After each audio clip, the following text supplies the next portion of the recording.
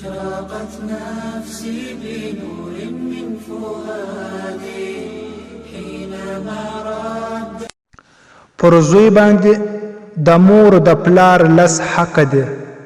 د زوی د پاره پکار ده چې د دې لس حقوقو خیال وساتي. اول د خوراک او د څښاک انتظام ورته کول. دویم د کپړې ضرورت ورپوره کول. دریم په دې دوو کې که چیرې د یوې د خدمت ضرورت وي خدمت یې کول.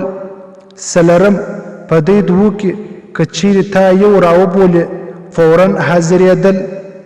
پنځم که چیرې مور پلار تا ته د یو خبرې حکم وکړي چې دا کار وکړه بیا حکم یې ضروري دی او اطاعت یې ضروري دی.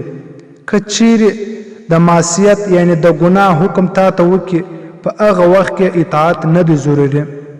شپږم د مور د پلار سره نرمې خبرې کول او سخت خبرې به نو سره کوي.